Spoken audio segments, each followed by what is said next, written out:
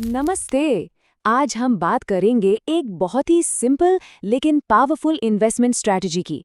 इसका नाम है डॉलर कॉस्ट एवरेजिंग। ये एक ऐसा तरीका है जो बाजार के उतार चढ़ाव वाली टेंशन को काफी कम कर सकता है। तो चलिए शुरू करते हैं और समझते हैं इसे।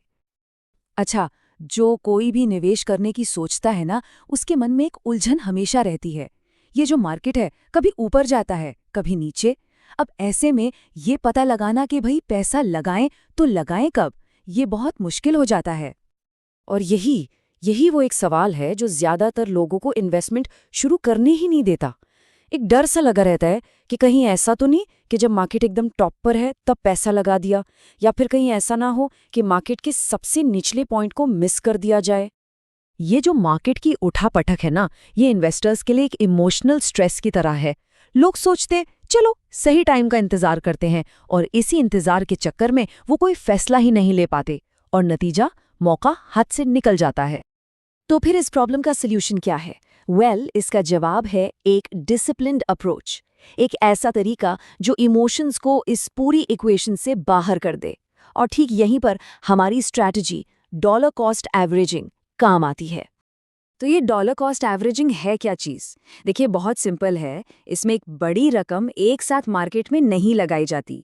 इसके बजाय उस रकम को छोटे छोटे बराबर हिस्सों में बांट लिया जाता है और फिर उसे रेगुलर इंटरवल्स पर इन्वेस्ट किया जाता है। इससे होता ये है कि मार्केट के उतार चढ़ाव का असर काफ़ी हद तक कम हो जाता है। कहने का मतलब ये है कि मार्केट कब ऊपर जाएगा, कब नीचे आएगा, ये सब सोचने की, ये सब गेस करने की ज़रूरत ही नहीं है। ये तरीका कहता है बस रेगुलरली इन्वेस्ट करते रहो, एक तय रकम एक तय समय पर, बस। ठीक है, तो थ्योरी तो समझ में आ गई, लेकिन प्रैक्टिकली ये काम कैसे करता है? आइए इसको एक बहुत ही सिंपल से एग्जाम्पल से समझते हैं। देखिए, इन्वेस्टर्स की दो तरह की सोच हो सकती है। एक तरफ है वो जो कहता है नहीं, मैं तो मार्केट के बॉटम आउट होने का इंतजार करूंगा, सही टाइम पर ही पैसा लगाऊंगा। और दूसरी तरफ है वो जो कहता है मुझे फर्क नहीं पड़ता, मैं तो हर महीने एक फिक्स्ड अमाउंट डालता रहूंगा।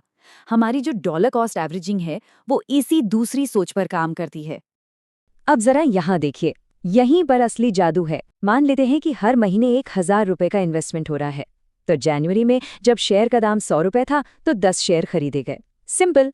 लेकिन अब फरवरी और मार्च पर गौर कीजिए। जब दाम गिरकर 80 और फिर 70 हुआ तो उन्हीं 1,000 रुपए में ज्यादा शेयर्स खरीदे गए, 12 साढ़े 12, फिर 14 28, और फिर जब दाम वापस ऊपर गया तो जाहिर है कम शेयर्स खरीदे गए। तो 6 महीने बाद का हिसाब क्या बनता है? टोटल 6,000 रुपए इन्वेस्ट हुए और बदले में कुल 65.31 शेयर्स खरीदे गए। ठीक है, यहां तक तो सब क्लियर है। और अब आता है इस पूरी स्ट्रैटेजी का सबसे मजेदार हिस्सा, नतीजा। जो एवरेज कॉस्ट पड़ी प्रति शेयर, वो थी सिर्फ 91 रुपए 87 पैसे। अब सोचिए, ये उस दौरान की शेयर की कीमतों के एवरेज से भी कम है। मतलब मार्केट के उतार चढ़ाव का फायदा मिल गया, वो भी बिना कोई भविष्यवाणी किए। तो अब ये तो समझ आ गया कि ये काम कैसे करता है। अब जरा इसकी जो मेन बेनिफिट्स हैं, जो बड़े फायदे हैं, उन पर भी एक नजर डाल लेते हैं। सबसे पहला और सबसे बड़ा फायदा, रिस्क कम हो जाता है। कैसे? क्योंकि सारा पैसा एक ही बार में नहीं लगाया गया, तो इस बात का खतरा लगभग खत्म हो जाता है कि सारा का सारा इन्वेस्टमेंट मार्केट के एकदम पीक पे हो गया। खरीदने की जो कीमत है वो अपने आप एवरेज आउट हो जाती है। दूसरा फायदा है अनुशासन, मतलब डिसिप्लिन। ये आपको एक आदत डालता है रेगुलरली सेव करने की और फिर उसे इन्वेस्ट करने की। और लॉन्ग टर्म में वेल्थ बनाने के लिए ये आदत सबसे जरूरी चीजों में से एक है। और शायद सबसे कीमती फायदा, इमोशनल पीस, मतलब दिमागी सुकून। मार्केट की हर छोटी बड़ी हरकत पर नजर रखने का, सही टाइम का अंदाजा लगाने की कोशिश करने का, वो जो सारा स्ट्रेस है ना, उससे आज़ादी मिल जाती है। आप बस अपने प्लान पर टिके रहते हैं। तो चलिए अब इस पूरी स्ट्रैटेजी का जो निचोड़ है, जो इसका कोर आइडिया है, उसे समझते हैं। आखिर इसका सार है क्या? ये जो लाइन है ना, ये इस पूरी स्ट्रैटेजी को एकदम सही तरीके से समझाती है। लक्ष्य मार्केट को टाइम करना नहीं है, लक्ष्य है मार्केट में टाइम बिताना। मतलब जरूरी ये नहीं है कि मार्केट में घुसते कब है, जरूरी ये है कि उसमें टिकते कितनी देर हैं। सफलता गेस वर्क में नहीं, कंसिस्टेंसी में है।